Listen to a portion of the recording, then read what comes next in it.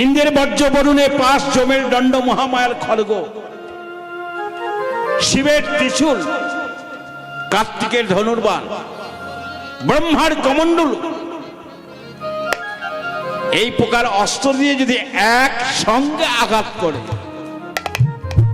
ভগবান সেই আঘাত সহ্য করতে পারেন, সহ্য করতে পারেন না। ভক্তের নয়নের বাড়ি, কৃষ্ণে উপজেবে প্রীতি, জানবে রসের রীতি, শুনিলেও হয় বড় হিত, অহিত হয় না। হরি আমার, গৌর হরি আমার, আজ সখাগণকে সঙ্গে করি। যিনি দিগ্বিজয়ী পণ্ডিত পরাস্তকারী গৌর হরি, সচিমায়ের 7 নয় 5 নয়, একা গৌর, মা বলা ধন, গৌর হরি আমার। সখাগণের প্রাণ বধূ গৌর হরি আমার। সখাগণকে পরিত্যাগ করে, জয় রাধে, সখাগণকে সঙ্গে করে পতিত পাবন গৌর হরি, পতিত পাবনী সুরধ্বনি গঙ্গার তীর আলো করি আজ খেলা খেলছে।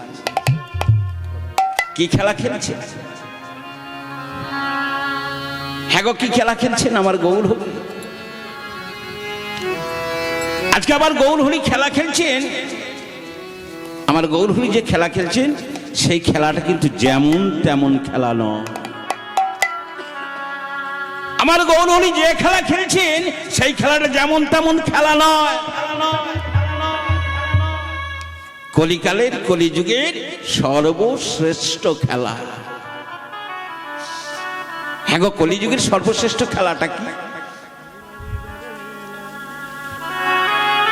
আমরা তো অনেক রকম খেলা খেলি না মা, অনেক রকমের খেলা খেলা। ছোটবেলায় মার্বেল খেলেছি, ডাঙ্গুলি খেলেছি, একটু বড় হয়ে ফুটবল খেলেছি, ক্রিকেট খেলেছি। তবে বর্তমানে এখন ও খেলাগুলো আছে, কিন্তু বর্তমান প্রজন্ম, হ্যাঁ বলতে দ্বিধা নেই, বর্তমান প্রজন্ম কি করছে? ওসব খেলাগুলো বাদ দিয়ে, শরীর চর্চা করা বাদ দিয়ে তারা মোবাইল নিয়ে খেলছে। নিতাই গৌর হরি বল, হরি বল। এতে কিন্তু ভবিষ্যৎ খুব খারাপ, ভবিষ্যৎ খুব খারাপ। চোখের দোষ হবে, আর এই শিরদাঁড়া যেটা আছে, এটা বিকে যাবে। তাই খুব সাবধান। যে প্রাচীন খেলাগুলো ছিল সেগুলো খেলবেন, তবে আবার কবে আসবে কিনা জানি না। তো যাই হোক, তা গৌর হরি যে খেলা খেলছেন, সেই খেলাটা হলো কলিযুগের সর্বশ্রেষ্ঠ খেলা। এই খেলাতে এত আনন্দ, প্রত্যেক খেলাতে আনন্দ আছে। পার্থিব জগতে আমরা যে খেলা খেলি না, অনেক রকম খেলা খেলি। ঠাকুমা নাতি নাতনিকে নিয়ে খেলা করে, তারপরে সংসারের অনেক খেলা আছে, হ্যাঁ, রান্না করা, তারপরে অনেক রকম কাজ আছে, সেগুলো করি। কিন্তু তাতে আনন্দ আছে, আনন্দ নেই বলা যাবে না, আনন্দ আছে। কিন্তু পার্থিব জগতের যে খেলাতে আনন্দ, সেই আনন্দটি হলো ক্ষণস্থায়ী। কিছুক্ষণের জন্য আনন্দটি থাকবে, কিছুক্ষণ পরে আনন্দটি মিলিয়ে যাবে। কিন্তু আমার গৌর হরি যে খেলা খেলছেন, এই খেলাতে এত আনন্দ, আনন্দ সিন্ধু উথলে ওঠে, আনন্দ ফোড়ায় না। তাহলে খেলাটা কি? কলিযুগের সর্বশ্রেষ্ঠ খেলাটা হলো হরি নামের খেলা। হরি নামের খেলা, এই খেলাতে এত আনন্দ যে আনন্দ সিন্ধুটা উথলে ওঠে। এ খেলা ভগবানও খেলছে, আমরাও খেলছি। তবে ভগবানের খেলা আর আমাদের খেলার মধ্যে অনেক পার্থক্য আছে। কেউ ভুলিয়ে দেবেন না যে ভগবানের খেলা আর আমাদের খেলা একই রকম। হে ভগবান, তুমি খেলো, আমরাও খেলি। আমরা কেমন খেলি? আমরা মাটির পুতুল গড়ে খেলা করি,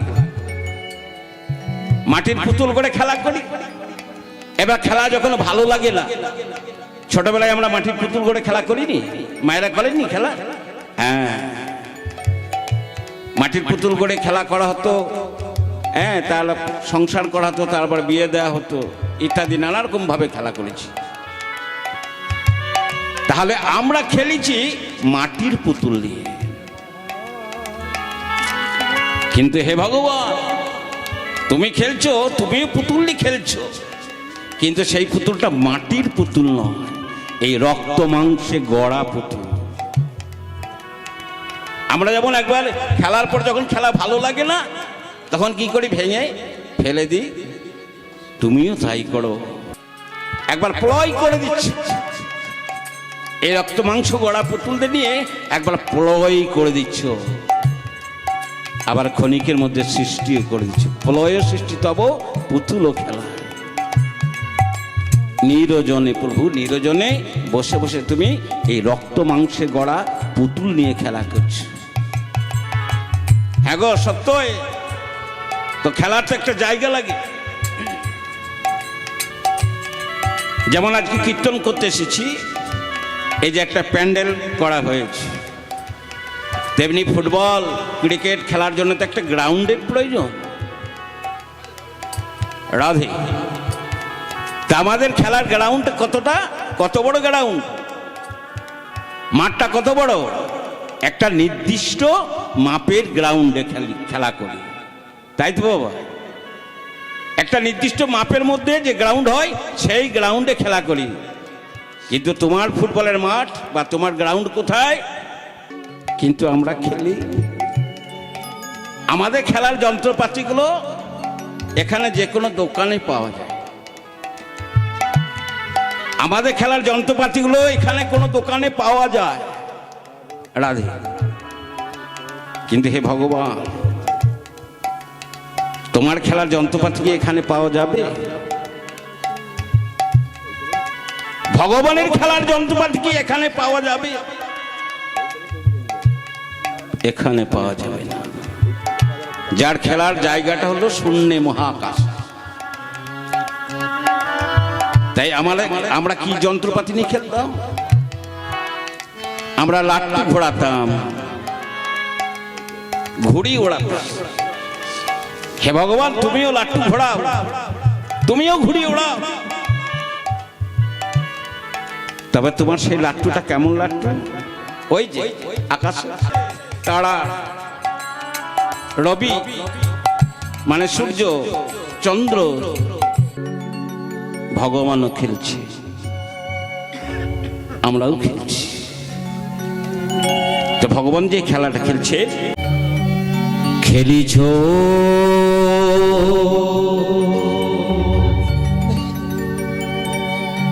এ বিষয়ে বিরাট শিশু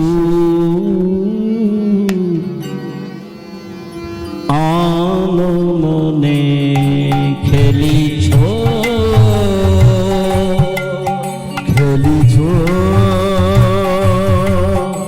এ বিষয়ে বিরাট শিশু আনমনে খেলিছ, খেলিছ এ বিষয়ে। তুমি বিরাট শিশু, দেখতে ছোটখাটো মনে হলে তুমি কিন্তু ছোট না, বিরাট শিশু, যার মুখ গহ্বরে সারা পৃথিবীটা দেখা যায়। নিতাই গৌর হরি বল, হরি বল। তাই তোমাকে দেখতে ছোট হলেও তুমি কিন্তু ছোট নও, তুমি বিরাট শিশু। খেলিছ এ বিষয়ে বিরাট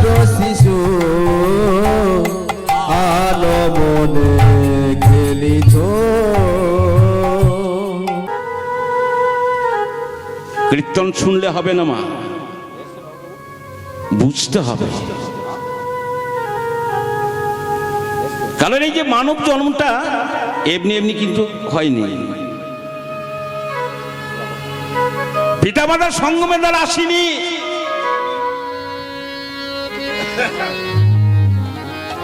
যদি পিতামাতার সঙ্গমের দ্বারা আসতাম, হরিবল হরিবল, জগতে কেউ বন্ধা থাকতো না। তাই তিনি পাঠিয়েছেন বলে এসেছি। তিনি যদি না পাঠাতেন আসতাম না। তাই মানব জন্মটা পেয়েছি 84 লক্ষ জনই ভ্রমণ করে। ভাবতে হবে, 1-2 নয়, 1-2 হাজার নয়, 1-2 লক্ষ নয়, খুব অন্তর দিয়ে ভাবতে হবে। 84 লক্ষ জনই ভ্রমণ করার পরেই মানব জন্ম, যেটাকে বলা হয় দুর্লভ জন্ম। দুর্লভ জন্ম কেন বললেন? দুর্লভ বললেন কেন? না, যেটা সহজে লভ্য নয় সেটাই হলো দুর্লভ। তাহলে এই দুর্লভ মানব জন্ম পেয়েছি কেমন করে? না 84 লক্ষ জনই ভ্রমণ করে। কোথায় কোথায় কেমন ভাবে ঘুরেছি? স্থাবরং 30 লক্ষ, স্থাবর অর্থাৎ গাছপালা হয়ে 30 লক্ষ বার জন্মগ্রহণ করেছি।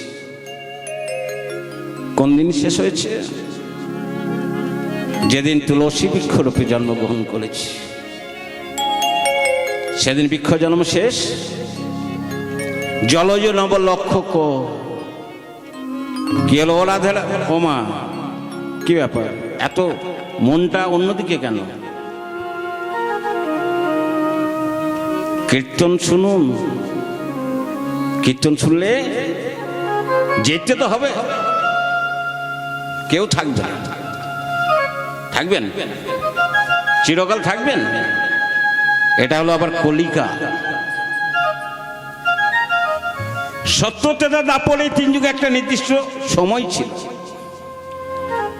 জন্মানোর সঙ্গে সঙ্গে কিন্তু মৃত্যু হতো না। সেটা সত্য, ত্রেতা, দ্বাপর যুগে। কিন্তু মা এই কলিযুগে কে কখন যাবে, কিভাবে যাবে, কোথায় যাবে কেউ জানে না। তাই যাবার পথটা তো পরিষ্কার করতে হবে। যাবার পথটা যদি পরিষ্কার না হয় কি হবে? যেতে আরাম হবে? খুব ভালোতে যাব? হ্যাঁ, যেতে মা কষ্ট হবে। তাই যাবার পথটা পরিষ্কার করার জন্য এই যে কীর্তন। নববিধা ভক্তির মধ্যে প্রথমেই বললেন শ্রবণং, তারপরেই বললেন কীর্তন। শ্রবণ নববিধা ভক্তি কি?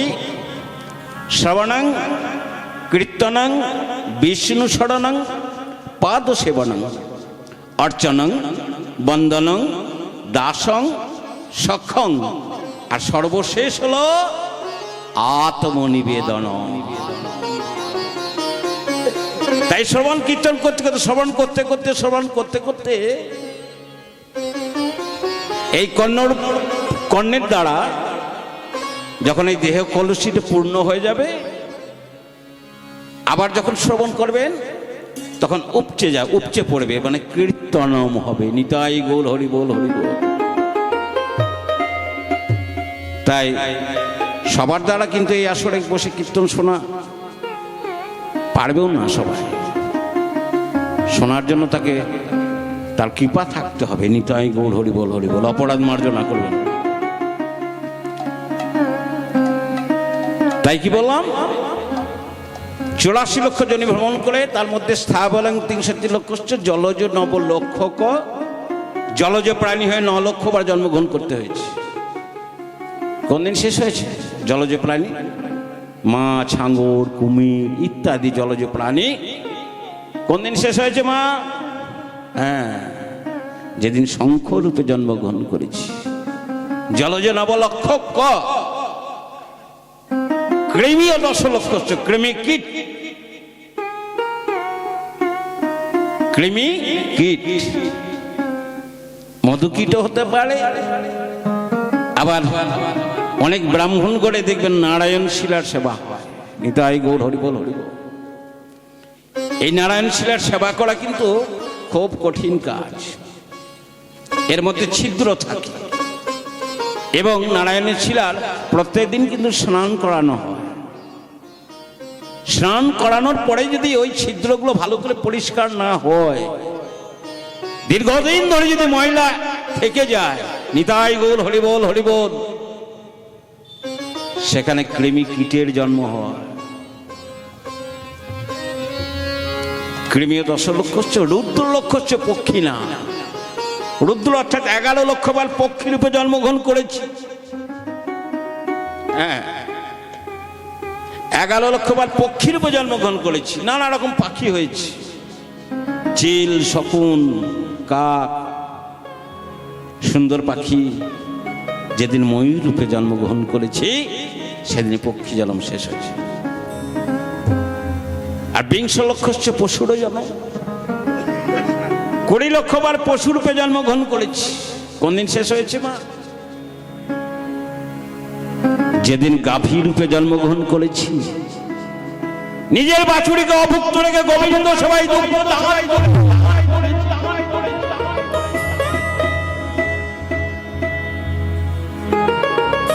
সেদিন পশু জন্ম শেষ হয়েছে। আর 4 লক্ষ হচ্ছে মানবা বা বানরা। 4 লক্ষ বার মানবের জন্ম হয়েছে। মানবের প্রথম জন্ম কি? মানবের প্রথম জন্ম হলো আদি সাঁওতালি কাকি কুকি, আদিবাসী। তারপরে জন্ম হয়েছে শূদ্রকুলে। শূদ্রকুল সেবা করে জন্ম পেয়েছেন বৈশ্যকুলে।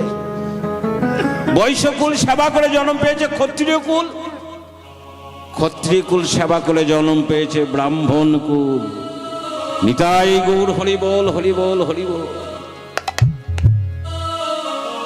তবে এখানে ব্রাহ্মণ কাকে বলবো, বৈষ্ণব কাকে বলবো? ব্রাহ্মণ কুলে জন্ম হয়েছে ঠিকই, কিন্তু কেউ যদি ব্রহ্ম জ্ঞানের অধিকারী না হন, সেই ব্রাহ্মণ যদি ব্রহ্ম জ্ঞানের অধিকারী না হন,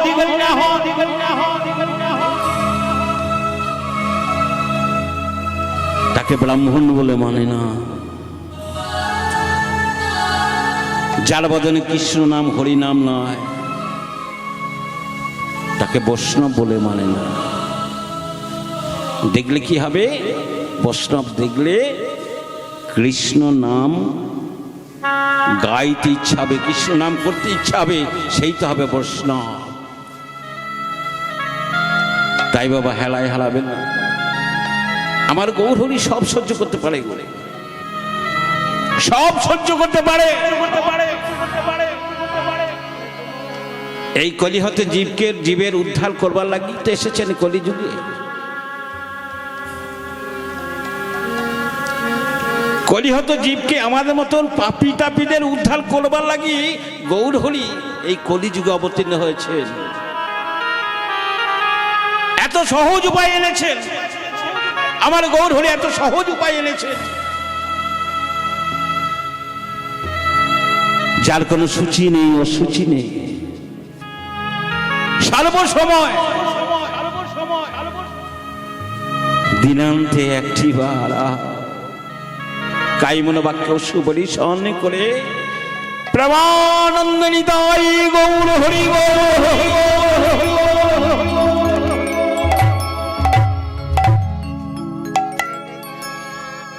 কিন্তু তথাপি আমরা পারি না। এত সুন্দর বদন পেয়েছি মা। 84 লক্ষ জনই ভ্রমণ করে অনেকে সুন্দর বদন পায়নি। কেউ হয়েছে বোবা, কেউ হয়েছে খঞ্জ, কেউ হয়েছে জন্মান্ধ। তার মানব জন্ম হয়েছে ঠিকই, কিন্তু কেউ হয়েছে বোবা, কেউ হয়েছে খঞ্জ মানে খোড়া, কেউ হয়েছে জন্মান্ধ। কিন্তু আমরা তো সুন্দর দেহ পেয়েছি। বলেছিলাম হে প্রভু, কোন দিন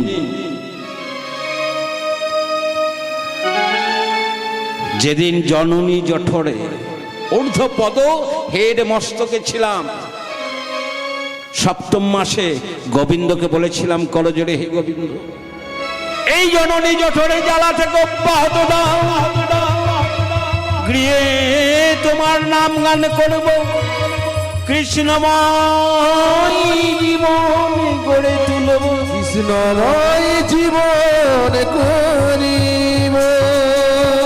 বলেছিলাম প্রভু এই জননী জঠরে জ্বালা থেকে অব্যাহত দাও, গিয়ে তোমার নাম গান করবো, কৃষ্ণময় এই জীবনটা গড়ে তুলব। কিন্তু এখানে এসে সব ভুলে গেল, মায়া গ্রাস করল, মায়া গ্রাস করল, এখানে মায়াতে আবদ্ধ হয়ে গেল। কামিনী কাঞ্চনে লিপ্ত হয়ে সার বস্তুকে ভুলে গিয়ে অসার বস্তুকে আঁকড়ে ধরে রইল। তাই তো আমাদের এত দুর্দশা।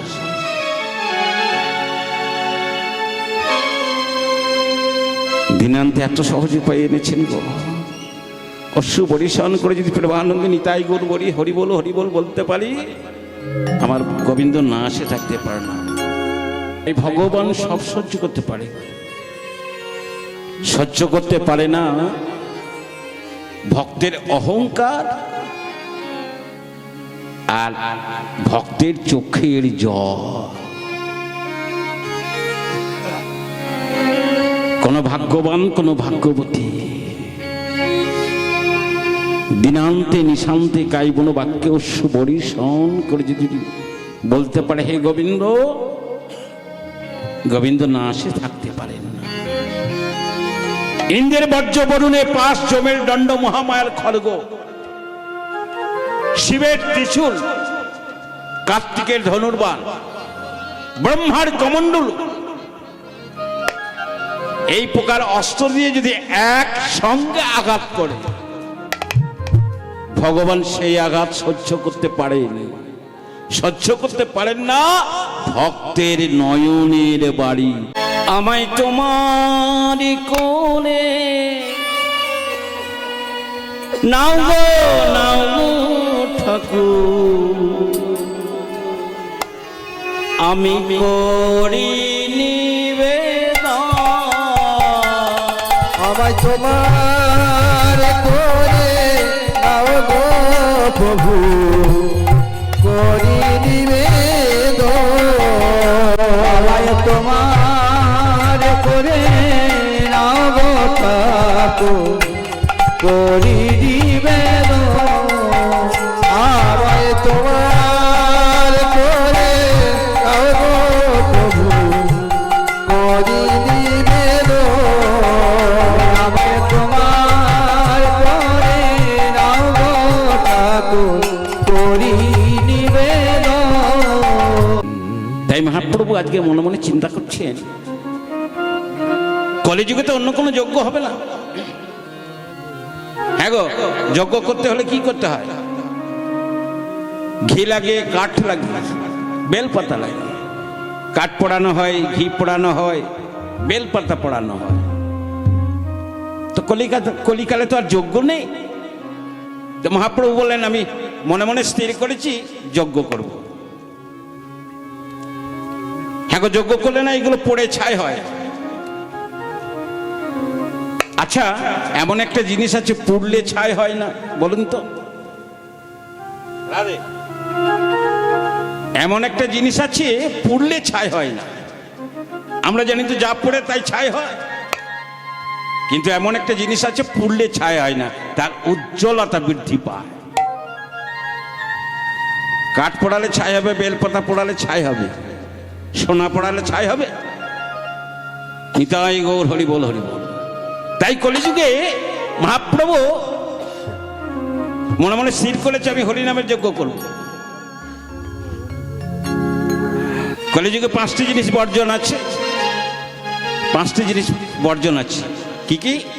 আশ্বামেধাং গোপালাঙ্গাং সন্ন্যাস পৈলপিত্তিকাং দেবের অনুসুতং পত্নী কল পঞ্চ বিবর্জয়। কলিযুগে অশ্বমের যোগ্য হবে না, হবে না, হবে না, গোমের যোগ্য হবে না। কলিযুগে সন্ন্যাস নেই। অশ্বামেধাং গোপালাঙ্গাং সন্ন্যাস পৈলপিত্তিকং, পৈল মানে হলো মাংস, মাংস দিয়ে পৃথ্বী সাধ্য মাতৃ সাধ্য হবে না। দেবের অনুসুতং পত্নী, দেবরের দ্বারা পুত্র সন্তান লাভ হবে না। কলিযুগে মানা আছে, নিষেধ আছে। তাই মহাপ্রভু কলিযুগের শ্রেষ্ঠ যজ্ঞ হরিনাম যজ্ঞ করব। এক হরিনাম যজ্ঞ করতে হলে কি কি করতে হয়? আজকে যেই সাধ্য বাসর যে ছবিটা রয়েছে আমার খুব পরিচিত, কারণ আমি এই রাস্তাতে প্রায় যাতায়াত করি, দেখেছি। তার সন্তান সন্ততি অর্থাৎ ছেলে মেয়েরা পৃথ্বী সাধ্য করেছে, অন্নদান করেছেন, বস্ত্রদান করেছেন, সোনাদান করেছেন, রূপদান করেছেন, গাভীদান করেছেন। তার যথাসাধ্য পৃথ্বী সাধ্য করেছে। তো পৃথ্বী সাধ্য করতে হলে কি কি করতে হয় তার তো সব জানা ছিল না। তো জানতে হলে তার যারা বয়োজ্যেষ্ঠ আছে তার কাছ থেকে জেনে নিয়েছে যে হ্যাঁ গো, ও জ্যাঠামশাই বা ও কাকা বা ও দাদু, আমি পৃথ্বী সাধ্য করব। তো পৃথ্বী সাধ্য করতে হলে কি কি করতে হয়? যারা বয়োজ্যেষ্ঠ তারা বলেছে এই শোন, পৃথ্বী সাধ্য করতে হলে প্রথমে গুরুকে নিমন্ত্রণ করতে হবে, তারপরে পুরোহিতকে নিমন্ত্রণ করতে হবে, তারপরে নাপিতকে নিমন্ত্রণ করতে হবে, এটা প্রথম। তারপরে আত্মীয় স্বজন ইত্যাদি ইত্যাদি। তাই মহাপ্রভু আজকে হরিনাম যজ্ঞ করবেন। তো হরিনাম যজ্ঞ করবেন, তো হরিনাম যজ্ঞ করতে হলে কি কি করতে হয়? সম্মুখে ছিলেন দাদা নিত্যানন্দ, বয়োজ্যেষ্ঠ। দাদাকে জিজ্ঞাসা করলেন, ও দাদা, ও দাদা, আমি মনে মনে স্থির করেছি একটা হরিনামের যজ্ঞ করব। তো হরিনামের যজ্ঞ করবি, তা খুব ভালো কথা। ও দাদা, হরিনামের যজ্ঞ করতে হলে কি কি করতে হয়? এক হরিনামের যজ্ঞ করতে হলে প্রথমে বৈষ্ণবদের নিমন্ত্রণ করতে হয়। এত বৈষ্ণব নবদ্বীপে আমি তো সবাইকে চিনি না, আর সবার বাড়িও জানি না। তাই দাদা নিত্যানন্দের সঙ্গে পরামর্শ করলেন এবং নিমন্ত্রণ করবার লাগি সেবাসকে পত্র লিখে সেবাসকে পাঠিয়ে দিলেন। এবার সেবাস পণ্ডিত নবদ্বীপের সকল বৈষ্ণব মণ্ডলীকে নিমন্ত্রণ করে ফিরে এলেন সুরধনী গঙ্গার তীরে। শুনিয়া সেবাস গেল নদিয়া নগরে, সমস্ত বৈষ্ণব মণ্ডলীকে নিমন্ত্রণ করলেন, নিমন্ত্রণ করে আবার ফিরে এলেন। এবার নিমন্ত্রণ পত্র পেয়ে নদিয়ার যত বৈষ্ণব মণ্ডলী তাদের আর আনন্দ ধরে না। মহা আনন্দে সুরধনীর তীরে এসে মনে মনে ভাবছে, না আমাদের বৈষ্ণব নিমন্ত্রণ করেছেন, গৌরহরি নিমন্ত্রণ করেছেন, তার হরিনাম যজ্ঞে আমন্ত্রণ জানিয়েছেন, তো যে যজ্ঞ করছে তাকে একবার দেখবো না। নয়নে ভরি গোড়া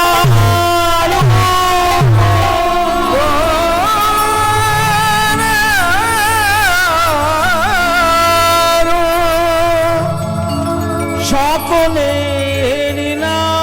সকলে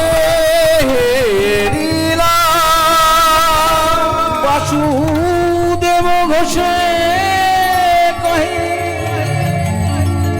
কেন প্রবাসে মিলিলা প্রবাসে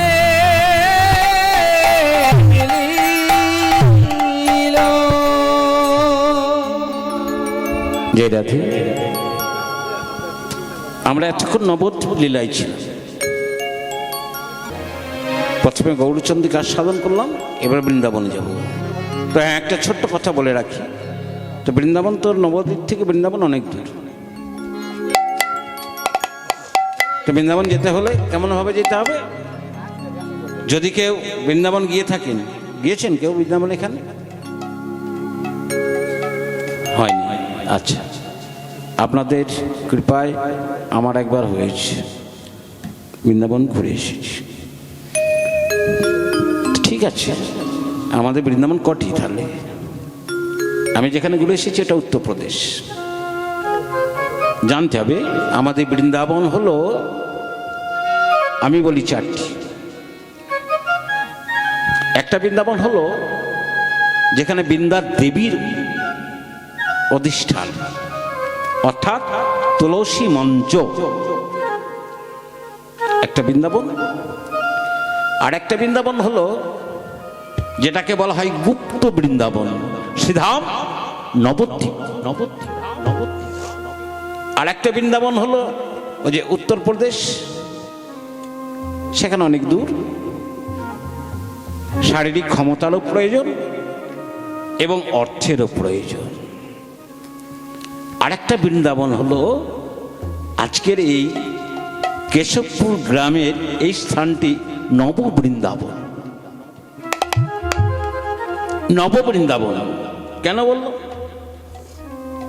আমার মুখের কথা নয়, স্বয়ং ভগবানের মুখ নিশ্চিত বলে। কি বলেছেন না, যেখানে আমার নাম সংকীর্তন হয়, আর সেখানে কি হয়? এই আপনাদের মতো সাধু গুরু বৈষ্ণবের আগমন হয়। আর সাধু গুরু বৈষ্ণবের আগমনে হয় স্বয়ং শ্রীহরির আগমন। আর স্বয়ং শ্রীহরির আগমনে হয় সেই স্থানটি মধুর মধুর মধুর শ্রী বৃন্দাবন।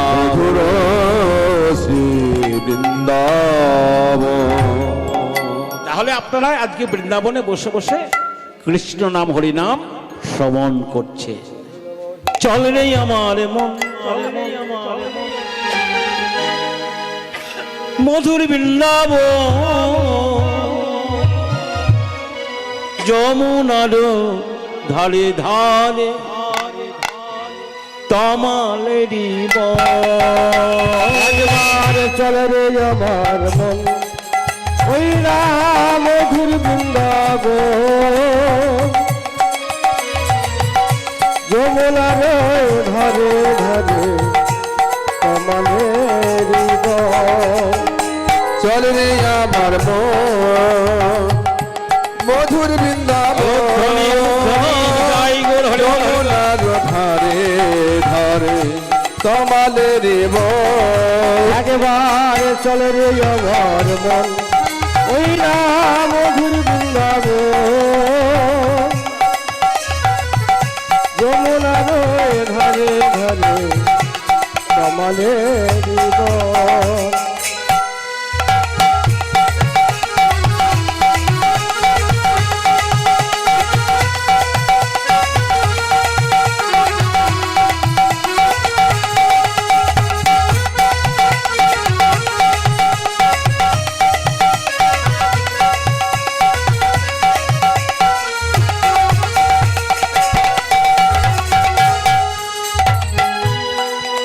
সেথাই শ্যামী কুণ্ডু রাধা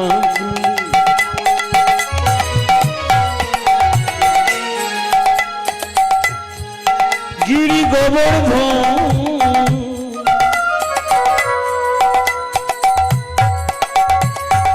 মধুর মধুর বংশী বাজে সেই তো বৃন্দাবন।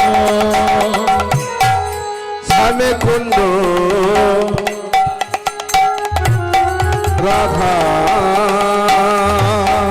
কুণ্ড,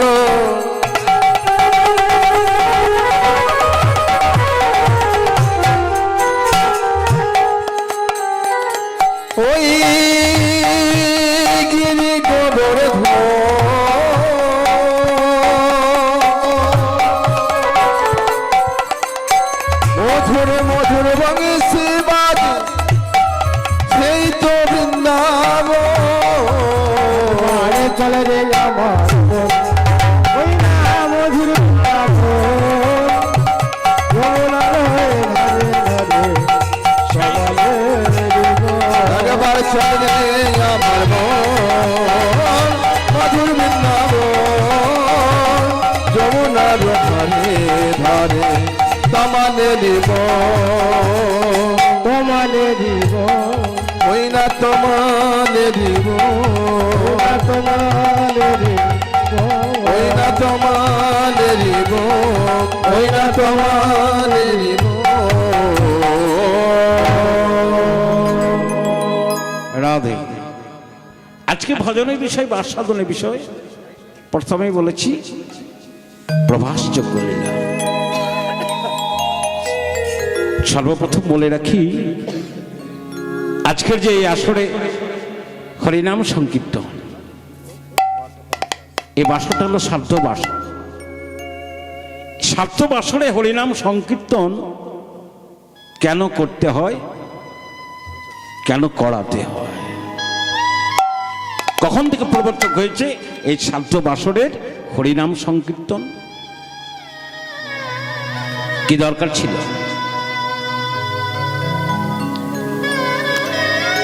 একটা কীর্তনিয়াকে নিয়ে এসে কীর্তন করানো এবং একটা মাইক সেট নিয়ে এসে মাইক কীর্তনিয়া মাইক ব্যয়বহুল, কোনো দরকার ছিল না। একটা ক্যাসেট তো লাগিয়ে দিলে হতো, তবু কেন করাতে হয়? কেন করাতে হয়? কখন থেকে প্রবর্তক হলো এই সাধ্য বাসরে হরিনাম সংকীর্তন। সাধ্য বাসরে হরিনাম সংকীর্তনে ক্যাসেট দিয়ে হতো ঠিকই, কিন্তু এতগুলো সাধু গুরু বৈষ্ণবের চরণ ধুলি পাওয়া যেত না। নিতাই গৌর হরিবল হরিবল। এমনে তো কৃষ্ণ নাম হরিনাম বলা হয় না, লজ্জা লাগে। আবার দুটি বাহু তুলতেও খুব লজ্জা লাগে, লোকে দেখলে কি বলবে। আবার গলায় মালা নিতেও খুব লজ্জা লাগে, এই অল্প বয়সে মালা নিয়েছিলে ইত্যাদি। কিন্তু এগুলা করা উচিত। মানব জন্ম পেয়েছেন, এত সুন্দর জন্ম পেয়েছেন, এগুলো করা উচিত। তো যাই হোক, সাধ্য বর্ষের হরিনাম সংকীর্তন কখন থেকে প্রবর্তক হলো? একদিন মহারাজ পরীক্ষিত অভিশপ্ত হলেন তক্ষক দংশনে, তার 7 দিনের মধ্যে মৃত্যু মৃত্যু মৃত্যু মৃত্যু। মহারাজ পরীক্ষিত যেদিন জানতে পারলেন আমার 7 দিনের মধ্যে তক্ষক দংশনে মৃত্যু হবে, এই কথা যখন শুনতে পেলেন, তখন মহারাজ পরীক্ষিত কি করেছিল জানেন? দুটি বাহু তুলে ধেই ধেই ধেই ধেই ধেই ধেই করে নৃত্য করতে শুরু করেছিলেন। হ্যাঁ গো, পার্থিব জগতে আমাদের মতো, আমাদের এখানে যারা কেউ যদি জানতে পারে যে আমি আর বেশি দিন বাঁচব না, আনন্দ হবে মা? হ্যাঁ, আনন্দ হবে? আনন্দ হবে না। এই মায়াময় জগৎ ছেড়ে যেতে আনন্দ হবে না, দুঃখ হবে। চলে যেতে হবে আমাকে। আমার এখন কোনো আশা পূর্ণ হলো না, ছেলেটাকে ভালো করে মানুষ করতে পারলাম না। সে যদি আরো 5 দিন বাঁচত, তাহলে আরো 5 দিন আগেই সে মারা যাবে। কিন্তু মহারাজ বলুন না গুরুদেব, বলুন না গুরুদেব, এই 7 দিনের মধ্যে মৃত্যু পথযাত্রীর কর্তব্য কি? অনেকে বললেন দান করো, অন্ন দান করো, বস্ত্র দান করো।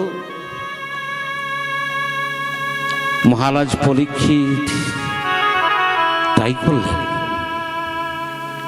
এবার গুরুদেব সুখদেব গোস্বামীর চরণে যখন পড়লেন, সুখদেব গোস্বামী বললেন, শোনো রাজন, 7 দিনের মধ্যে মৃত্যু পথযাত্রীর কর্তব্য কি, এই বলে একখানি শ্লোক বললেন। একটি শ্লোক বললেন, যজ্ঞং দানং ব্রতং তপ সাধ্যাংশ প্রীতিতর্পণ সর্বকর্ম নিষ্ফলং হে রাজন হরিনাম সংকীর্তন বিনা। হরিনাম সংকীর্তন বিনা। যে কোনো যজ্ঞ, যে কোনো ব্রত, যে কোনো দান, পৃথিসাধ্য মাতৃসাধ্য সর্বকর্মের পরে যদি হরিনাম সংকীর্তন না হয়, সেই কর্ম নিষ্ফল। ঠিক তখন থেকে প্রবর্তক হলো এই সাধ্য বাসরে হরিনাম সংকীর্তন। তাহলে আমরা জানতে পারলাম সাধ্য বাসরে কেন হরিনাম সংকীর্তন করানো হয় বা করা হয়। তাই দেবর্ষী নারদ মনে মনে ভাবছি,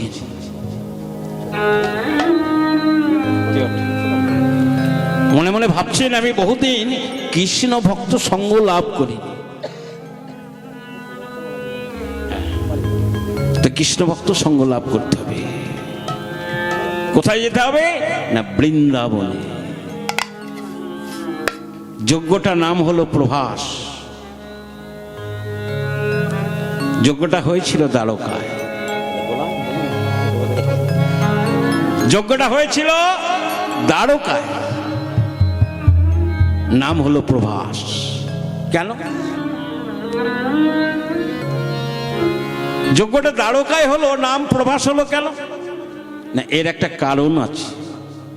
আমরা জানি কোনো কারণ ছাড়া কোনো কার্য সিদ্ধি হয় না।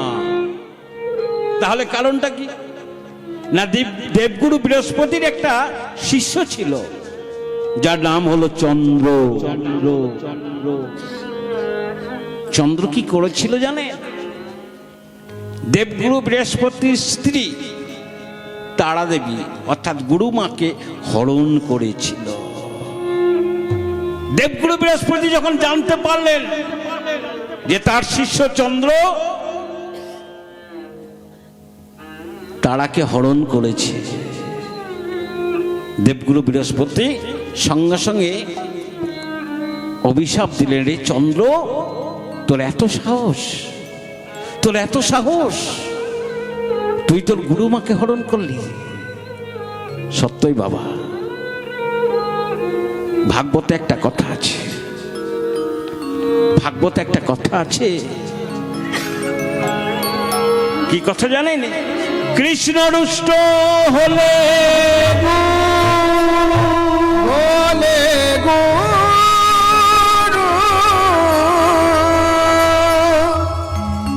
রাখিবারে পানে, রাখিবারে পারে,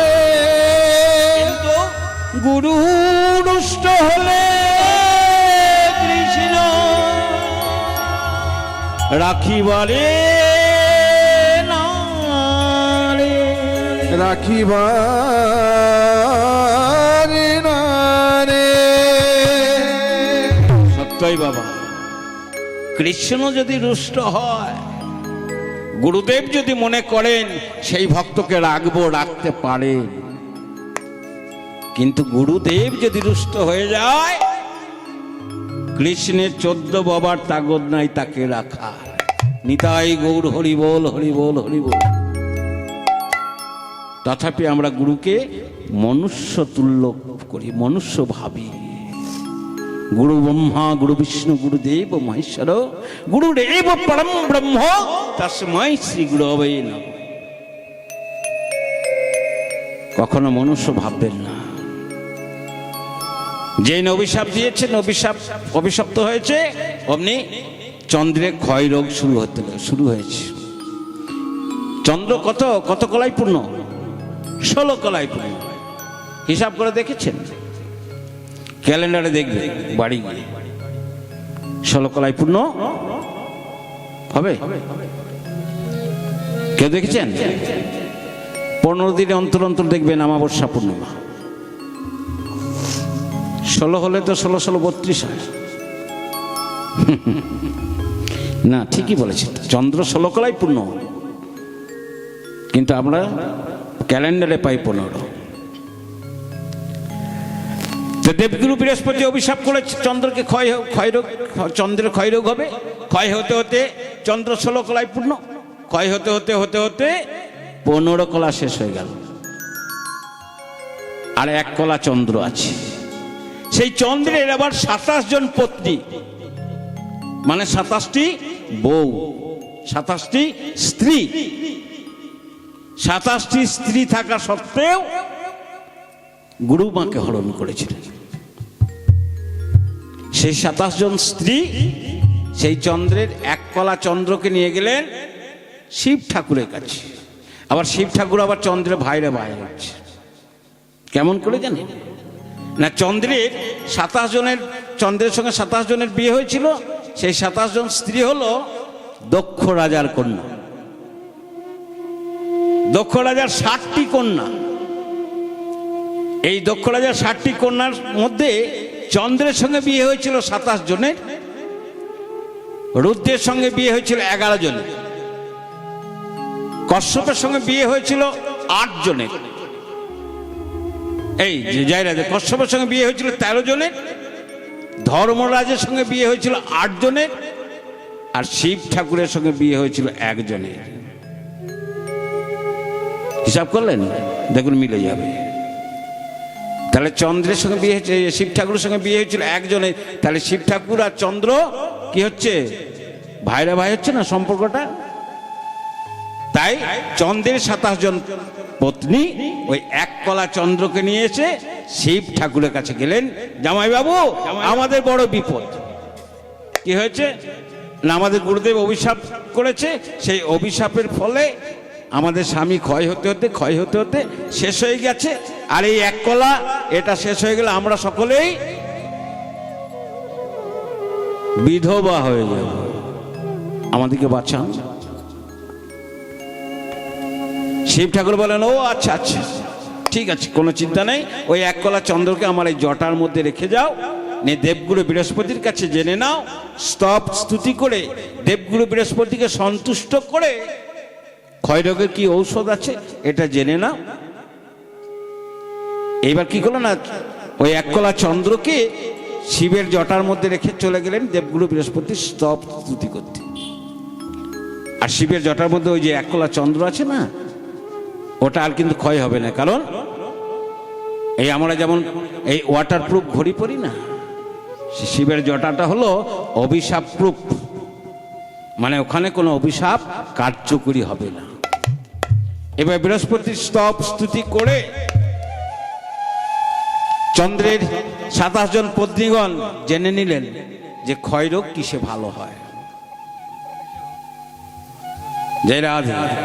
ক্ষয়রোগ কি করলে ভালো হয় বলুন না গুরুদেব, বলুন না গুরুদেব, ক্ষয়রোগ কিসে ভালো হয়?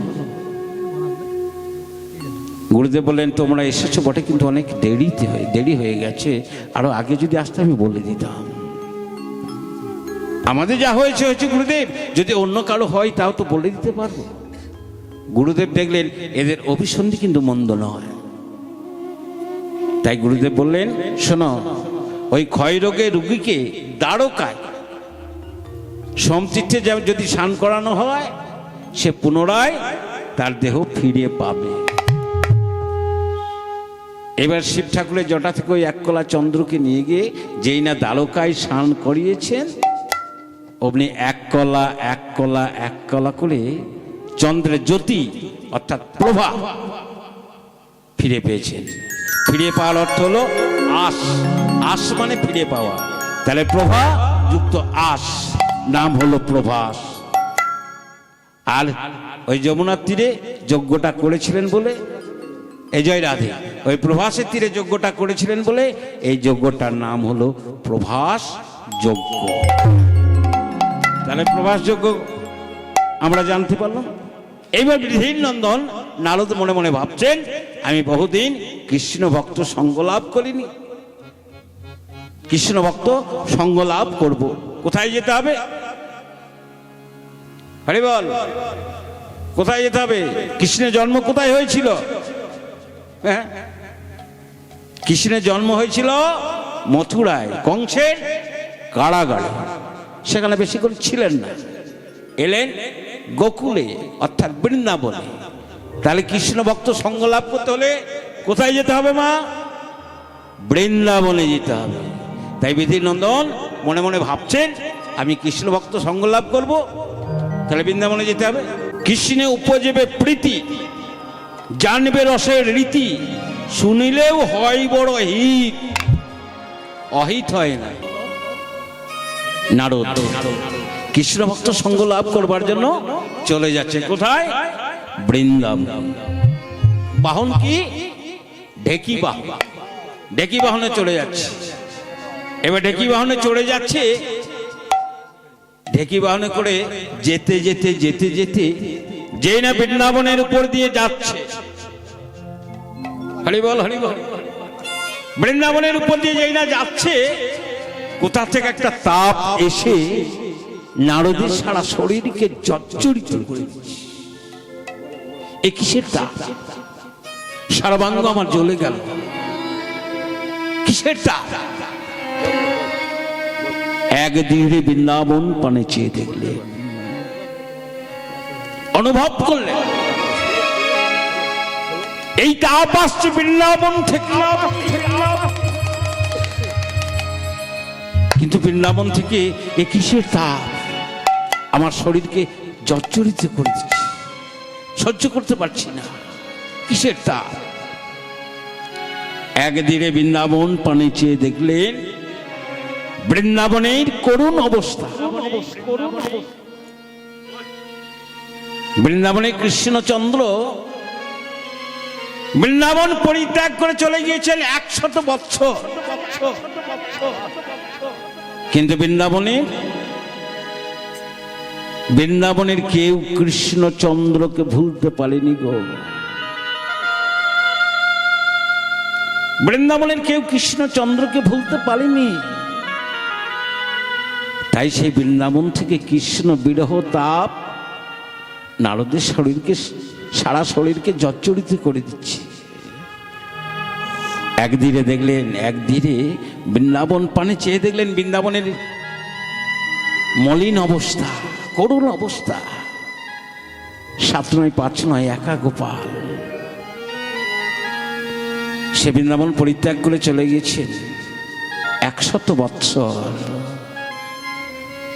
মায়ের অবস্থাটি কেমন জানেন? পার্থিব জগতেও তাই। এই পার্থিব জগতেও যদি কোনো মায়ের একটি মাত্র সন্তান হয়, সেই সন্তানটি যদি হারিয়ে যায় বা সেই সন্তানটি যদি মারা যায়, সেই বাবা মা পাগলিনী হয়ে যায় গো। তার মাতা পিতা পাগলিনী হয়ে যায়। তাই মাতা যশোদার 7 নয় 5 নয়, একা গোপাল 100 বৎসর বৃন্দাবন পরিত্যাগ করে চলে গেছে। মাতা যশোমতীর অবস্থাটি কেমন জানেন? কেঁদে কেঁদে নয়ন যুগল অন্ধ হয়ে গেছে। কেঁদে কেঁদে নয়ন যুগল অন্ধ হয়ে গেছে, পাগলিনী হয়ে গেছে গো। মাতা পিতা পাগলিনী হয়ে গেছে। অবস্থাটি কেমন? গোপাল, একবার দেখা দে গোপাল, কতদিন তোকে দেখিনি গোপাল, একবার দেখা দে। আমার 7 নয় 5 নয়, একা গোপাল, দেখা দে গোপাল। আর কি করছে জানেন? গোপালকে প্রত্যেক দিনই সকালবেলায় ক্ষীর সর নবনী খাওয়ায়। সেই নবনীর থালা করে নিয়ে নবনীর থালাটা করে নিয়ে গোপালকে বলছে, গোপাল পাগল পাগলনি হয়ে গেছে তো, চোখে তো ভালো করে দেখতে পায় না, পাগলেরই মা। ওই রাজপ্রাসাদে যেগুলো পিলার আছে, যেগুলো থাম্বা আছে, সেগুলোকে গোপাল সরব মনে করে নবনীর থালাটা করে নিয়ে ওই পিলারে বা থাম্বাতে নবনী খাওয়াচ্ছে। আয় আয় বাবা, একবার এসে নবনী খেয়ে যা গোপাল, আর অভিমান করে দাঁড়িয়ে থাকিস না। আয় গোপাল আয়, আয় আয় বাবা, ননি খেয়ে যা। আর তোকে আমি কোনো দিন ননি খাবার জন্য বলবো না। গোপাল আয় বাবা, ননি খেয়ে যা, খেয়ে যা। পাগল পাগলিনী হয়ে গেছে গো, কেঁদে কেঁদে অন্ধ হয়ে গেছে, চোখে দেখতে পায় না। এ তো মায়ের অবস্থা। আর একটু এগিয়ে গিয়ে দেখলেন পিতা কি করেছে জানেন? পিতা একখানা চিতাকে সাজিয়ে রেখে ওই রাজপ্রাসাদের যেসব পথিকগণ রাস্তা দিয়ে পেরিয়ে যাচ্ছে, রাজপ্রাসাদে দাঁড়িয়ে দাঁড়িয়ে ওই পথিকগণকে ডেকে ডেকে বলছে, ও পথিক ভাই, ও পথিক ভাই, শোনো শোনো, তোমরা তো এখান ওখান যাও, যদি আমার গোপালের কোথাও সন্ধান পাও, যদি আমার গোপালকে তোমরা কোথাও দেখতে পাও, আমার গোপালকে জানিয়ে দিও। পিতার কাজ, পিতার মুখে অগ্নি করবে সন্তান, যেন মুখে আগুনটা দিয়ে যায়। আর একটু এগিয়ে গিয়ে দেখলেন এই তো পিতার অবস্থা। আর একটু এগিয়ে গিয়ে দেখলেন দাম সুদাম দাম বসুদাম সখারা কাঁদছে, কানাই কানাই বলে কাঁদছে। ওরে কানাই, ফিরে আয় ভাই, ফিরে আয়।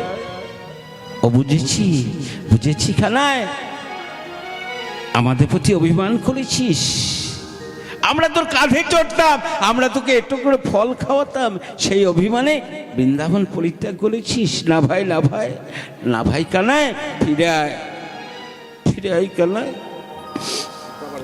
আর কোনোদিন তোর কাঁধে চড়বো না কানাই, আর কোনোদিন তোর কাঁধে চড়বো না, আর কোনোদিন তোকে একটু করে ফল খাওয়াবো না কানাই, ফিরে আয় কানাই। সকালে কাঁদছে। আর একটু এগিয়ে গিয়ে দেখলেন প্রেমের গুরু রাধারানী, প্রেমময়ী রাধারানী, তিনিও আর চিৎকার করে কাঁদতে পারছে না গো, ধোলাই গড়াগড়ি দিয়ে কাঁদছে। অষ্টসখী রাধারানীকে বেষ্টন করে বসে আছে, চিৎকার করে কাঁদতে পারছে। পার্থিব জগতেও তাই, অনেকে দেখবেন হাওয়াও করে কেঁদে ফেলে, তারপরে আর চিৎকার করে কাঁদতে পারে। ও বধূ, একবার কথা বলো, একবার কথা বলো বধূ, কতদিন তোমার মুখে কথা শুনিনি, তোমার ওই পিক বিনন্দিত কণ্ঠে, একবার কথা বলো বধূ। রাধারানী একটা খড়িকালয়ে বধূর বদন অঙ্কন করেছে, সেই বদনে বদন দিয়ে বলছে, বধূ একবার কথা বলো। অত ছবির বধূ কেমন করে কথা বলবে? ছবির বধূকে বলছে, বধূ একবার কথা বলো। এবার প্রথমে বদন অঙ্কন করেছেন, বলছে ও বধূ কথা বলবে না, বেশ ঠিক আছে। এবার দুটি বাহু অঙ্কন করলেন, বাহু দুটি অঙ্কন করে বাহুতে একটি বাঁশি দিলেন। বধূ কথা নাই বা বলে, কথা নাই বা বলে তাতে কোনো ক্ষতি নেই, তবে এই যে রাধা নামের সাদা বাঁশি একবার বাজাও তো শুনি, একবার বাজাও তো শুনি, তো শুনে বাজাও তো শুনি, একবার বাজাও তো শুনি। এই রাধা নামে সাধা মুরলি, না সাধা মুরলি বাজাও তো শুনে, রাধা নামের সাধা মুরলি, বলে রাধা ভিন্ন নাম জানে না, নামের কথা বলি, রাধা ভিন্ন নামে জানে না, রাধা নামের সাধা বলি। পাড়ার বন্ধু একবার বাজাও তো শুনি। ও মুরলি বাজালে না, মুরলিও বাজালে না। এবার কোমর পর্যন্ত অঙ্কন করলেন, আঁকি আসে কোটি পড়াওলো ধটি, আর না আঁকিলো পড়ে। ললিতা বিশাখা বলছে, এই রাধে এবার অঙ্কনটা শেষ কর, আর আঁকতে বাকি আছে। বলে ললিতা, ওরে ও বিশাখা, আর আঁকতে বাকি আছে বধূর চরণ, তুই অঙ্কনটা শেষ কর। না রে বধূ, আমি আমার এই ছবির বধূর চরণ আঁকবো না। কেন আঁকবো না জানিস? সেই বধূর চরণ ছিল বলে সে বৃন্দাবন পরিত্যাগ করেছে, আর আমি আমার এই ছবির বধূকে যেতে দেব না বলে ও ললিতা ও বিশাখা, সেই জন্য আমি আর চরণ আঁকছি না। চরণ আঁকলে যদি ছবির বধূ চলে যায়, আহ, এই দশা দর্শন করলেন কে? নারদ মুনি। বৃন্দাবন এই দশা দর্শন করে মনে মনে ভাবছে, আচ্ছা লোকে বলে তোমাকে দয়াময়, কৃপাময়, করুণাময়, এই তুমি দয়াময়, হে গোবিন্দ এই তুমি করুণাময়, এই তুমি কৃপাময়, যারা তোমায় এত ভালোবাসে তাদেরকে তুমি এমন ভাবে কাঁদা। আমি এক্ষুনি যাব, আমি এক্ষুনি যাব দ্বারকায়। এবার ঢেকি বাহনে চড়ে দ্বারকায় চলে যাচ্ছি। মায়েদের ঘুম আসছে না পায়ে বাজছে? মাঝে মাঝে উলুধ্বনি করুন, হরিধ্বনি করুন, দেখুন রিচার্জ হয়ে যাবে। হ্যাঁ, আমি গাইছি, পয়সা নেব, ঠিক আছে, জয় রাধে। এবার বৃন্দাবনে দশা হেরি, বৃন্দাবনে দশা দর্শন করে চলে গেলেন দ্বারকায়। আর নারদ কি করলেন না, যন্ত্র হচ্ছে বিনা যন্ত্র, বিনা যন্ত্র বাজাতে বাজাতে দ্বারকায় পৌঁছে গেলেন। কি করলেন নারদের বিনা? কি বলে? কৃষ্ণ কৃষ্ণ বলে। এবার দ্বারকায় নেমে নারদ তো খুব চালাক, দ্বারকাতে কৃষ্ণ একমাত্র রাধা নাম জানে, আর তো দ্বারকাতে কেউ রাধা নাম জানে না। রাধা নাম বৃন্দাবনে, দ্বারকায় দ্বারকাধীপতি। এবার নারদমুনি কি করলেন না, বিনা যন্ত্রকে বলে, এই বিনা সবসময় কৃষ্ণ কৃষ্ণ বলিস, হ্যাঁ আজকে দ্বারকাতে রাধা নামে গোটা দ্বারকাপুরি মাতিয়ে দিই। এবার নারদে বিনা রাধা নাম করে বেড়াচ্ছে, দ্বারকায় রাধা নাম গাচ্ছে, রাধা নামে সারা দ্বারকাপুরি মুখরিত করেছে। আর এদিকে কৃষ্ণচন্দ্র রাধা নামের আকর্ষণে আকর্ষিত হয়ে চন্দ্রশালিকায় উঠলেন। চন্দ্রশালিকা মানে বাড়ির সব থেকে উঁচু জায়গা, যাকে বলা হয় চিলেকোঠা। সেখানে উঠে দেখলেন দ্বারকার রাজপথে নারদ রাধা নাম গেয়ে বেড়াচ্ছে। চন্দ্রশালিকা থেকে নেমে ওগো নারদের পাছু পাছু ধায়, ওগো নারদের পাছু পাছু ধায়, নারদের পাছু পাছু ধায়, ওগো নারদের পাছু পাছু ধায়, ধাইয়া মুনির কাছে সবে বার্তা তাহে পুছে, কোথাইয়া মনির কাছে সবে মাতা তাহে পুছে, ধাইয়া মুনির কাছে সবে বার্তা তাহে পুছে, কোথাইয়া মনির কাছে সবে মাতা তাহে পুছে, যদুনাথে দাসরস গায়, যদুনাথে দাস রস গায়। এবার নারদ বিনা যন্ত্র করে রাধা নাম গাইছে, নারদের পাছু পাছু ধায়। এবার নারদের পিছন পিছন গিয়ে গোবিন্দ বলছেন, ও নারদ তুমি বৃন্দাবন থেকে আসছো? হ্যাঁ আমি বৃন্দাবন থেকে আসছি। বলো বলো নারদ কি জন্য এসেছো? নারদকে নিয়ে এলেন রাজ প্রাসাদে, বসালেন রাজ সিংহাসনে, শুদ্ধ জল এনে নিজ করে নারদের চরণ ধৌত করে দিলেন। শুদ্ধ বসনে নারদের চরণ মুছিয়ে দিলেন, মুছিয়ে দিয়ে নারদকে বসালেন রাজ সিংহাসনে, আর গোবিন্দ বসলেন নিচে। করজোড়ে বলছিলেন, বলো বলো নারদ, তুমি কি জন্য এসেছ? এখানে ভগবান জীবকে একটা শিক্ষা দিলেন, জীব অতিথি সেবা কেমন করে করতে হয়। অতিথি, অতিথি মানে অতিথি, তিথি মানে সময়, আর অতিথি মানে যার সময় জ্ঞান নাই তাকেই বলা হয় অতিথি। তাই অতিথি সেবা কেমন ভাবে করা হয় এখানে একটা শিক্ষা দিলেন ভগবান জীবকে। বলো বলো নারদ, তুমি কি জন্য এসেছো? আচ্ছা গোবিন্দ, আমি এসেছি বৃন্দাবন থেকে তিনটি প্রশ্নের উত্তর জানবার জন্য। বলো বলো বলো বলো নারদ, কি তোমার প্রশ্ন?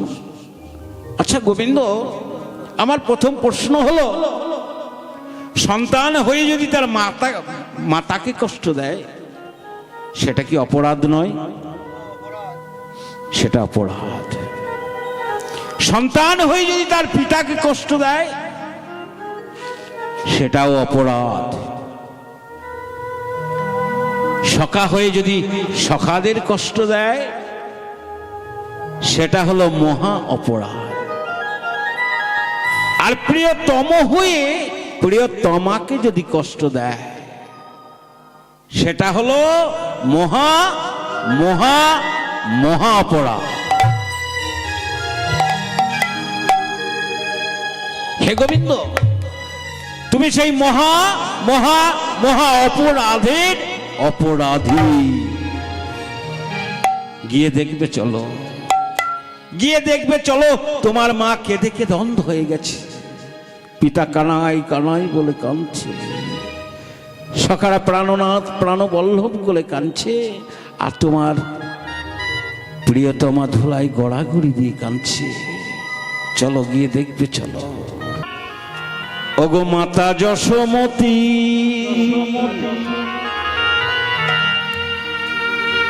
কাঁদে দিবারাতি,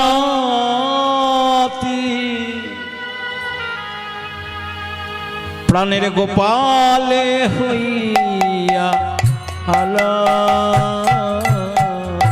মাতা যশোমতী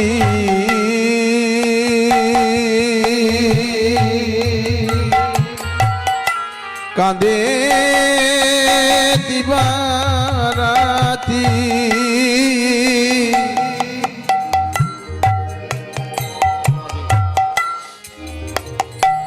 প্রাণের গোপালে হইয়া হারা।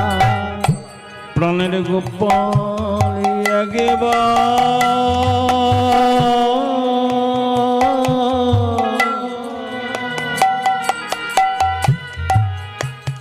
একেবারে দেখা দে রে।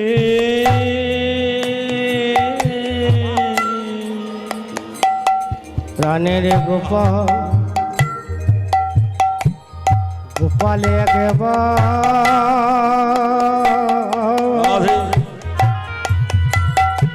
একেবারে দেখা দে, দেখা দে রে।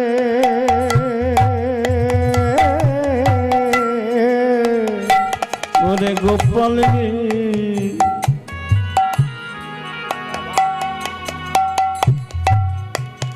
একবারে দেখা দেখা দে রে গোপাল।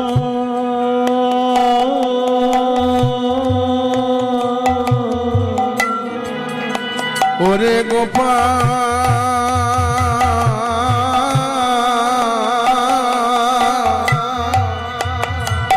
ওরে গোপাল রে। আচ্ছা নারদ, এই অপরাধ থেকে কি কোনোদিন মুক্তি পাওয়া যায় না? মুক্তি, হ্যাঁ মুক্তি পাওয়া যায়, তবে মুক্তি পেতে হলে একটা যজ্ঞ করতে হবে। সেই যজ্ঞটার নাম হলো দানব্রত যজ্ঞ। যেমন দানব্রত যজ্ঞ এবার হবে। তেতাই যেমন তেতাই নাম রাজা ছিল, অশ্বমেধ যজ্ঞ করেছিল, তোমাকে দানব্রত যজ্ঞ করতে হবে। আর কি করতে হবে? ত্রিভুবন নিমন্ত্রণ করতে হবে, স্বর্গ মর্ত এবং পাতাল। তাহলে স্বর্গ মর্ত পাতাল এই ত্রিভুবন নিমন্ত্রণ করতে হবে। আর কি করতে হবে? যজ্ঞ সাঙ্গ হবে যাবে, যে জনা যে দান চাইবে তুমি দান দিবে হাসি মুখে। যেন দান দেওয়ার সময় মুখটা কি বলবো, বাংলার পাঁচের মতো না হয়, হাসি মুখে দিতে হবে। আচ্ছা, এই যদি আমার কেউ এই দ্বারকাপুরি চেয়ে বসে, সেটাও দিতে হবে এবং হাসি মুখে দিতে হবে। হ্যাঁ, দ্বারকাপুরি যদি চেয়ে বসে তাহলে তো আমি তো নিঃস্ব হয়ে যাব, ভিখারি হয়ে যাব। হ্যাঁ, সর্বশেষে দান দিয়া ভিক্ষার ঝুলি কাঁধে লইয়া, সর্বশেষে দান দিয়া ভিক্ষা ঝুলি কাঁধে লইয়া, শেষে দানে দিয়া ভিক্ষার ঝুলি কাঁধে লইয়া ভিক্ষা মাগি যাব দেশে দেশে মহারাজ। ভিক্ষা মাগে যাবে দেশে দেশে। বলি সেদিন আমার কবে বা হবে, বলো সেদিন আমার কবে বা হবে, সেদিন আমার কবে বা হবে। আমি দাঁড়ে দাঁড়ে ভিক্ষা করবো, সেদিনই আমার কবে বা হবে। আমি দাঁড়িয়ে দাঁড়িয়ে ভিক্ষা করবো, ভিক্ষার ঝুলি কাঁধে নেবো, দাঁড়ে দাঁড়িয়ে ভিক্ষা করবো। ভিক্ষার ঝুলি কাঁধে নেব, সেদিনই আমার কবে বা হবে, সেদিনই আমার কবে বা হবে। সেদিন এলে জয় রাধে। এখন নয়, এখন নয়, পরে পরে পরে একবারে দেবেন। বসুন বসুন। সেদিন আর বেশি দেরি নেই, সেদিন হবে কলিযুগ। সেদিনই হবে কলিযুগে, সেদিন হবে কলি যুগে। জয় রাধে। এটা তো দাপর যুগে লীলা চলছে। হ্যাঁ, তাহলে সেদিন হবে কলিযুগে, সেদিন হবে কলি যুগে, সেদিন হবে কলিযুগে। সেদিন হবে কলি তুমি যুগে। দাঁড়ে দাঁড়ে ভিক্ষা করবে, সেদিন হবে কলিযুগে। দাঁড়িয়ে দাঁড়িয়ে ভিক্ষা করবে, ভিক্ষার ঝুলি কাঁধ হবে, দাঁড়ে দাঁড়িয়ে ভিক্ষা করবে। ভিক্ষার ঝুলি কাঁধে লয়ে সেদিনই হবে কলিযুগে। প্রাণ গোবিন্দ রামের বচন শুনিয়ে তখন পত্তলেকে নিজ করে। এবার নিমন্ত্রণ চিঠি লিখছেন নিজ হাতে। কোথায় কোথায় নিমন্ত্রণ করতে হবে বলেছিলাম? স্বর্গ মর্ত পাতাল। এবার নিমন্ত্রণ চিঠি দিয়ে নারদকে দিয়ে দিলেন। নারদ কি করলেন না, নিমন্ত্রণ চিঠি নিয়ে চলে গেলেন। প্রথম নিমন্ত্রণ করতে কাকে গেলেন না, হরিনাম যজ্ঞে প্রথম নিমন্ত্রণ কাকে করতে হয় বলেছিলাম? হরি বল। প্রথম নিমন্ত্রণ কাকে করতে হয় বলেছিলাম হরিনাম যজ্ঞে? হ্যাঁ, বৈষ্ণব। বৈষ্ণবকে নিমন্ত্রণ করতে হবে। তাহলে বৈষ্ণবকে না, বৈষ্ণব চূড়ামণি, বৈষ্ণব শ্রেষ্ঠ আমার ভোলানাথ। তাই ভোলানাথকে প্রথম স্বর্গে গেলেন, ভোলানাথকে নিমন্ত্রণ চিঠি দিলেন। হ্যাঁ, নিমন্ত্রণ চিঠি পেয়ে ভোলানাথের এত আনন্দ, এবার উদ্ভট্ট তালে নৃত্য করতে শুরু করলেন। সারা স্বর্গপুরী থরথর থরথর করে কাঁপতে শুরু করলেন। অন্যান্য দেবদেবীগণ মনে মনে ভাবছেন যে এত আনন্দ কিসের আনন্দ? রাধে, ভোলানাথের এত কিসের আনন্দ? সমস্ত দেবদেবীগণ এলেন, এসে দেখতে এলেন যে ভোলানাথ এত নৃত্য করছেন কেন, কি এমন আনন্দ? আর সেই ফাঁকে নারদ কি করলেন না, নারদ সমস্ত দেবদেবীকে একসঙ্গে নিমন্ত্রণ করে দিলেন। স্বর্গে নিমন্ত্রণ হয়ে গেল। রাধে, বেজে গেছে। হ্যাঁ, শাব্দ বাসর তো আপনাদেরও কষ্ট হচ্ছে, বুঝতে পারছি, আমিও করে দিচ্ছি। স্বর্গে নিমন্ত্রণ হলো, মর্তে নিমন্ত্রণ করলেন, মর্তে নিমন্ত্রণ হলো।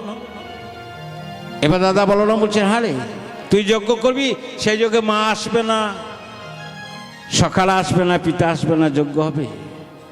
স্বর্গমত পাতাল নিমন্ত্রণ করলি, কিন্তু বৃন্দাবনে তো কোনো নিমন্ত্রণ করলি না। ও দাদা, আত্মস্থলে কেমন ভাবে নিমন্ত্রণ করব? আমি ভাষা খুঁজে পাইনি। শুনে কৃষ্ণ কহে কি কহ মোহে, কি লিখিব সেথা, পত্র লিখিবার ভাষা না যোগায়, চিন্তিয়া তাদের কথা। আমি ভাষা খুঁজে পেলাম না। তাই দাদা বলরামের কথা শুনে বৃন্দাবনে পত্র লিখে দিলেন। এবার বৃন্দাবনে যখন নিমন্ত্রণ করতে গেলেন দেবশ্রী নারদ, সবাইকে নিমন্ত্রণ করে যেই না মাতা যশোমতী পিতা নন্দকে নিমন্ত্রণ করতে গেলেন, আহা, 100 বৎসর কৃষ্ণ বিরহে মাতা যশোমতী অন্ধ হয়ে গিয়েছে, পাগলিনী হয়ে গেছে। নারদের নুপুরে ধ্বনি শুনতে পেয়ে মাতা যশোমতী বলে মনে ভাবছে, আমার গোপাল এলো বুঝি, ওই আমার গোপাল এলো বুঝি, ওরে গোপাল, ওরে গোপাল, ওরে গোপাল, ওরে গোপাল, গোপাল, গোপাল, আয় আয় বাবা, আয় আয় বাবা, আয় আয়, আয় আয় বাবা, আমার কাছে আয়, আমার বুকে আয় গোপাল, আমার বুকে আয়। নারদ বললেন, ওমা ওমা, আমি তোমার গোপাল নয় মা। ও বাবা নারদ, আয় বাবা আয়। আচ্ছা নারদ, বলতে পারিস নারদ, আমার গোপাল কোথায় আছে? ওমা, তোমার গোপালের সন্ধান দেওয়ার জন্য এসেছি। তোমার গোপাল প্রবাসে যজ্ঞ করছে, তোমাকে নিমন্ত্রণ করেছে। আমার গোপাল প্রবাসে যজ্ঞ করছে, আমাকে নিমন্ত্রণ করেছে। কই দে দে দে দে দে দে নারদ, আমার চিঠিটা দে। রাধারানীও যাচ্ছে। রাধারানী বলছেন যে যখন সেজে গুজে যাচ্ছে, ননদি বলছে, কোথায় যাওয়া হচ্ছে? বলছে, এতদিন তো মিথ্যা কথাই বলেছি, আজকে সত্য কথা বলেই যাব। হ্যাঁ, আজকে আমার গোবিন্দ প্রবাসে যজ্ঞ করছে, আমি যজ্ঞে যাচ্ছি। বলছে, না না না না, যা হবে না। দাদা আয়নকে খবর দিয়েছে। দাদা আয়ন এসে বলছে, খবরদার, আর যদি এক পা বাড়িয়েছ না, তোমার একদিক কি আমার একদিক কেটে অসি নিয়ে এসে, অসি মানে খাড়া নিয়ে এসেছে। ওই তুমি যদি আজকে এক পা বাড়িয়েছ না, তাহলে তোমার একদিক কি আমার একদিক কেটে টুকরো টুকরো করে ওই যমুনার জলে ভাসিয়ে। রাধারানী মনে মনে ভাবছেন, ও আজকে আয়ানকে আমি দেখিয়ে দিয়ে যাব তুমি কে আর আমি কে। আজকে আমি দেখিয়ে দিয়ে যাব তুমি কে আর আমি কে। শোনো আয়ান,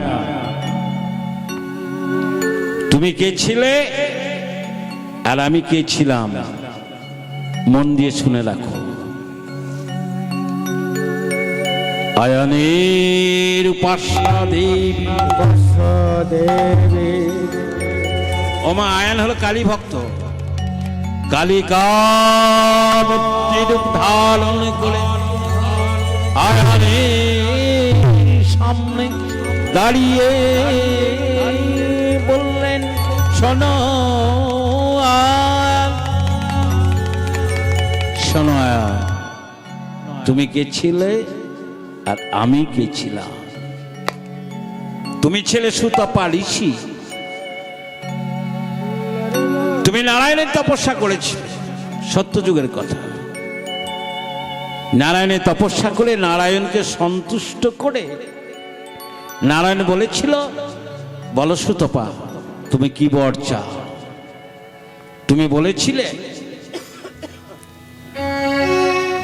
বলেছিলে আমি তোমার স্ত্রীকে আমি আমার পত্নী রূপে পেতে চাই। তুমি অন্য বর চেয়ে না। একবার, দুবার, তিনবার রাধে একবার, দুবার, তিনবার বলল তুমি অন্য বর চেয়ে নাও। প্রভু বর যদি দিতেই হয়, আপনার স্ত্রীকে আমি আমার পত্নী রূপে পেতে চাই, তথা তবে আমার স্ত্রী যাবে দাপড়ে, আমার স্ত্রী যাবে দাপড়ে, কীর্তি তার গর্ভে, নাম হবে রাধা। আর তুমি যাবে গোল ঘোষের ঔরসে, জটিলার গর্ভে, নাম হবে আয়ান ঘোষ বা অভিমন্য ঘোষ। আয়ানের উপাস্যা দেবী কালিকা মূর্তি রূপ ধারণ করে দাঁড়িয়ে আছেন। দেখো আয়ান আবিকে, আয়ানের হলো চৈতন্য শ্রীমতী তুমি ধন্য, চিনিতে না পেরে তোমায় বলেছি কত কুবচন, মম দোষ ক্ষম কিশোরী, ক্ষম কিশোরী, জানিলাম হে ব্রজেশ্বরী, ব্রজেশ্বরী, তুমি হে গোলকেশ্বরী, লোকেশ্বরী, শ্রী কৃষ্ণ গোলকেশ্বর, লোকেশ্বর, শ্রী কৃষ্ণ গোলকেশ্বর, লোকেশ্বর, শ্রী কৃষ্ণ গোলকেশ্বর, লোকেশ্বর। ও শাবা রূঢ় মহাহিমা গৌরদষ্টাংশ পরপ্রদম হাস্যোযুক্তং ত্রিলঞ্চ কপাল কর্তিকাকরম মুখোপিশৃঙ্গলোলিভং রুধিরভো চতুর্বাহুতং দেবী পরাভয়স্করং বড়ে করলবদনং গৌরং রক্তকেশী চতুর্ভুজং কালিকাং দক্ষিণাদিবাং মণ্ডমালা বিভূষিতাং সদ্যোচ্ছিন্ন শিরৌ খলগ বামা ঊর্ধ্বকরম্বুজং অভয়ং বরদং চৈব দক্ষিণার্ধপরিগং। ওম সর্বমঙ্গল মঙ্গলে শিবে সর্বসাধকে শরণ্যে ত্র্যম্বকে গৌরি নারায়ণী নমস্তুতে, নারায়ণী নমস্তুতে, নারায়ণী নমস্তুতে। শক্তিভূতে সনাতনে গুণাশয়ে গুণাময়ে নারায়ণী নমস্তুতে, নারায়ণী নমস্তুতে, নারায়ণী নমস্তুতে।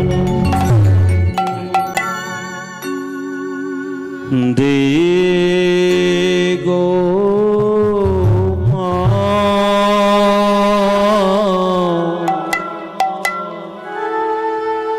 চরণ ধুলি,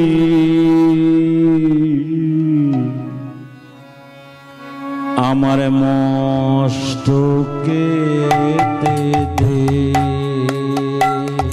আমায় দে গো মা, চরণ ধুলি আমার মস্তকে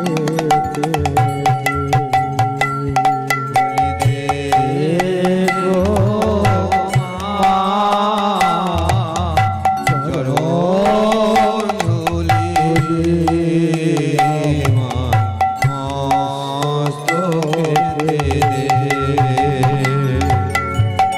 আর যে আমি মাগো কিছুই চাহিনে,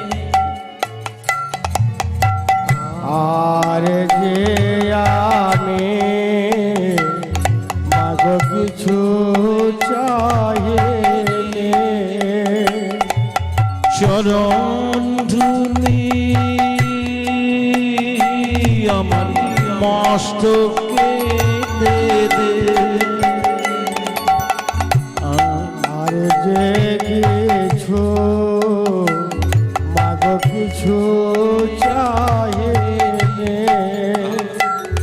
ওই না চরণের ধুলি আমার মস্তকে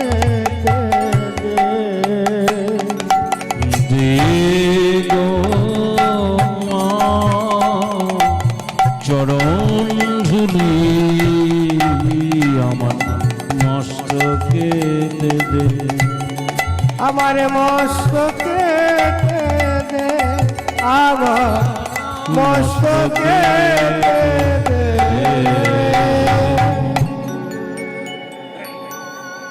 আর বাধা দেব না, তোমার যত ইচ্ছা তথা যাও। এইবার সবাই মিলে প্রভাস যজ্ঞের দ্বারে এসে উপস্থিত হয়েছে। প্রভাস যজ্ঞের 4টি দ্বার। এবার চারিদ্বারে প্রথম দ্বারে পিতা নন্দ, দ্বিতীয় দ্বারে মাতা যশোমতী, তৃতীয় দ্বারে সখাগণ, চতুর্থ দ্বারে শ্রীমতী রাধারানী দাঁড়িয়ে আছে। আর উপরে একটা দ্বার আছে, সেটা হচ্ছে স্বর্গের দেবতাদের জন্য। এবার প্রথম দ্বারে পিতা নন্দ কানাই কানাই বলে চিৎকার করে কাঁদছে, ওরে কানাই একবার দেখা দে বাবা কানাই, একবার দেখা দিয়ে যা কানাই, কতদিন তোরে দেখিনি। দ্বিতীয় দ্বারে মাতা যশোমতী কাঁদছে, ওরে গোপাল দেখা দে রে গোপাল, কতদিন তোকে দেখিনি গোপাল দেখা দে। তৃতীয় দ্বারে সখাগণ কানাই কানাই বলে কাঁদছে। চতুর্থ দ্বারে রাধারানী প্রাণনাথ প্রাণবল্লভ বলে কাঁদছে। আর এই কান্নার শব্দ গোবিন্দ যেখানে যজ্ঞ করছেন সেই যজ্ঞে মায়ের কান্নার শব্দ শুনতে পেয়েছেন। মাতা যশোমতী কাঁদছেন। প্রাণ গোবিন্দ দাদা বলরামকে বললেন, ও দাদা, যে যজ্ঞের দ্বারে মা কাঁদে, যে যজ্ঞের দ্বারে মা কাঁদে সেই যজ্ঞে আমার কোনো লাভ নেই। তাই প্রাণ গোবিন্দ একসঙ্গে 4 কৃষ্ণ রূপ ধারণ করে সবাই সকলকে একসঙ্গে আনতে যাচ্ছেন। তার আগে যে উপলক্ষে আজকে কীর্তন গান, হরিনাম সংকীর্তন যে ছবিটা রয়েছে, এ ছবি কিন্তু আমাদের প্রত্যেকের হবে। তবে করোনার মতো ভয়াবহ রোগ যদি হয়, নাও হতে পারে, ছবি নাও হতে পারে। তবে এমনি স্বাভাবিকভাবে মারা গেলে ছবি হবে। এই জগৎটা হচ্ছে জড়া জগৎ। এখানে মারামারি, কাটাকাটি, হানাহানি, বারবার আসা যাওয়া, বারবার খেতে হয়। এই জন্মের পরে আরেকটা, এই জগতে পরে আরেকটা জগৎ আছে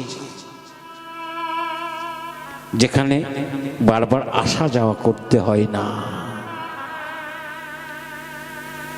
যেখানে মারামারি, হানাহানি, কাটাকাটি নেই, চির আনন্দ, চির বসন্ত, যেখানে বারবার খেতে হয় না। সেই গোবিন্দের রাঙা রাঙা যুগল চরণ। তাই আমরা যে কজন ভক্ত এবং ভক্তিমতী মায়েরা আছি প্রত্যেকে, কারণ এই দিন সবারই হবে, প্রত্যেককে কায়মন বাক্যে 2টি বাহু তুলে তার নামে একবার জয়ধ্বনি করব। এনার নামটা কি?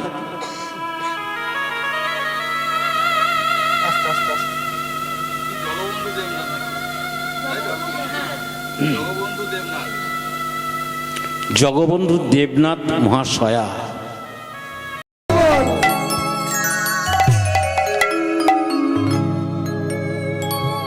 তাই 4 কৃষ্ণ হয়ে চারিদারে সবাইকে একসঙ্গে নিয়ে আসছেন। কেন নিয়ে আসছেন? একে একে আনলে যদি দাড়ি প্রহার করতে শুরু করে, তাই কি করলো?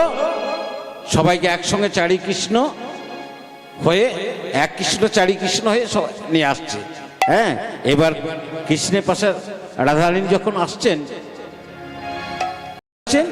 আর সেই যজ্ঞে যেখানে যজ্ঞ করেছেন আমার গোবিন্দ, সেই যজ্ঞের পুরোহিত ছিলেন গর্গাচার্য মুনি, এবং কৃষ্ণের দুই স্ত্রী ছিলেন রুক্মিণী এবং সত্যভামা। রুক্মিণী এবং সত্যভামা দেখছি কৃষ্ণের পাশে ওই সুন্দর রমণীটা কে আসছে, রাধা, যে আমার স্বামীর পাশে ওই রমণীটা কে আসছে। কি করলো না, সজোরে গিয়ে সেই রমণীকে সজোরে আঘাত করল। যেই না সজোরে আঘাত করেছে, রাধারানী পড়ে গেছে। রাধারানী যেই না পড়ে গেছে, রাধারানীর দেহ থেকে রাধারানী অচৈতন্য হয়ে গেছে। আর রাধারানীর দেহ থেকে চৈতন্য শক্তি বের হয়ে কৃষ্ণের সঙ্গে চলে এলেন প্রভাস যজ্ঞে। পুরোহিত ছিলেন গর্গাচার্য মুনি। গর্গাচার্য মুনি দাদা বলরামকে জিজ্ঞাসা করছেন, ও আচ্ছা, এই যে যজ্ঞ, এই যজ্ঞ কার নামে আহুতি হবে? পূর্ণাহুতি। দাদা বলরাম বললেন, কেন, যার যজ্ঞ তার নামই হবে। কৃষ্ণ যজ্ঞ করেছে, কৃষ্ণের নামে হবে। এবার গর্গাচার্য মুনি পূর্ণাহুতি দিচ্ছেন।